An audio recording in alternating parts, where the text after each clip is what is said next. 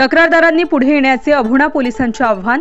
वारस नोंद व जमिनीचा कब्जा मिळवून देण्याचे आमिष दाखवून वकील असल्याचे भासवत मानवाधिकार पदाधिकारी असल्याचे सांगून 2 आदिवासी शेतकऱ्यांना आर्थिक गंडा घालण्याचा आरोप असणाऱ्या वणी येथील संदीप भिकाजी अवधूत यांच्या विरोधात फसवणुकीच्या तक्रारी असल्यास तक्रारदारांनी पुढे येण्याचे आवाहन अभोणा पोलिसांनी केले आहे। वणी येथील संदीप भिकाजी अवधूत यांनी वकील असल्याचे भासवून शेतजमिनीचे वारस नोंद लावण्याचे आमिष दाखवून सुकापूर तालुका कळवण येथील सुभाष सोमा बागुल यांच्याकडून जमिनीची मूळ कागदपत्रे घेऊन 1.5 लाख रुपयांची फसवणूक संदीप अवधूत यांनी केल्याच्या तक्रारीची अभोणा पोलीस चौकशी करत असताना कळवण तालुक्यातील वरखेडा येथील आनंदा काळू पवार यांची दुसरी तक्रार संदीप अवधूत यांच्या विरोधात करण्यात आली आहे।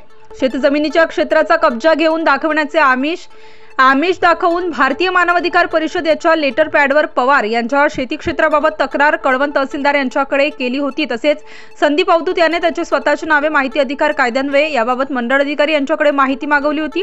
आनंदा पवार यांचा विश्वास संपादन करण्यासाठी दोन्ही तक्रारींच्या झेरॉक्स प्रत पवार यांना दिल्या व पवार यांच्याकडून 50,000 व काही दिवसांनी 40,000 असे एकूण 90,000 रुपये संदीप अवधूत यांनी घेऊन फसवणूक केल्याच्या तक्रारीची अभोणा पोलीस चौकशी करत असून एका पाठोपाठ एक तक्रारी प्राप्त झाल्याने अभोणा पोलिसांनी हे प्रकरण गांभीर्याने घेतले असून अशा प्रकारच्या आर्थिक फसवणुकीच्या अजून कोणाच्या तक्रारी असल्यास तक्रारदारांनी कोणतीही भीती न बाळगता अभोणा पोलिसांची संपर्क साधण्याचे आवाहन सहाय्यक पोलीस निरीक्षक शिंदे यांनी केल्याने प्रकरणाचे गांभीर्य वाढले आहे।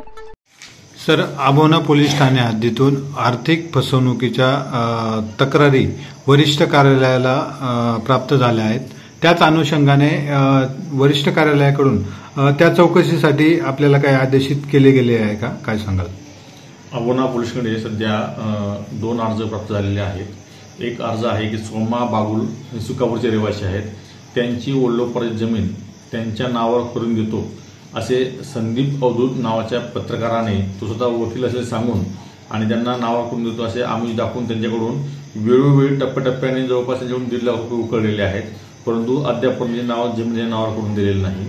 तसंच सदर इस्मानेच वरखेडा येथील रहिवासी आनंदा काळू पवार यांना देखील त्यांची जमीन नावावर करून देण्याच्या मोबदल्यामध्ये त्यांच्याकडून 90,000 रुपये घेतलेले आहेत, परंतु दोघांनाही कोणती जमीन त्याच्या नावावर करून दिलेली नाही। त्या संदर्भात त्याच्याकडे कुठले असे अधिकार नाहीत, तरी ते हे आदिवासी पट्ट्यातील ह्या लोकांचा अज्ञानाचा गैरफायदा घेऊन त्यांनी त्यांच्याकडून ते आम्ही दाखवून पैसे उकळलेले आहेत। त्या संदर्भात आमच्या तक्रारी प्राप्त झालेल्या आहेत। त्यांच्यावर वरिष्ठ कार्यालयाने सांगितल्याप्रमाणे त्यांची आम्ही चौकशी सुरू आहे आणि लवकर त्यांच्यामध्ये गुन्हा दाखल करण्यात येईल। सर, संबंधित तक्रारदार आणि जे आहेत ज्यांच्या विरुद्ध तक्रार आहे त्यांचं मोबाईलवरील संभाषण देखील आता व्हायरल होत आहे। त्या अनुषंगाने तो पुरावा धरून त्यांच्यावर कारवाई करण्यात येईल का? चौकशी दरम्यान जर तक्रारदारांनी सगळे आमच्याकडे मटेरियल उपलब्ध करून दिले किंवा सगळे सांगितलं त्याप्रमाणे त्यांची रेकॉर्डिंग आणि तसेच मोबाईलचे डिटेल्स काढून आम्ही तो पण तपास करू आणि जर पुरावे आवश्यक मिळाले तर त्या गुन्ह्यामध्ये याच्यामध्ये कागदपत्रांमध्ये समाविष्ट केलं जाईल।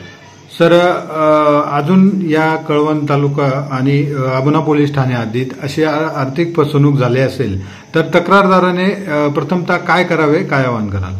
आम्ही नागरिकांना आवाहन करतो की अशी जर कोणाची फसवणूक झाली असेल, ते जमीन नावावर करून देतो किंवा काही वेगवेगळ्या कारणाने त्यांची फसवणूक झाली असेल तर अशा जनतेने तत्काळ पोलीस स्टेशन येऊन आम्हाला समक्ष भेटावे किंवा आम्ही तक्रार दाखल करावी।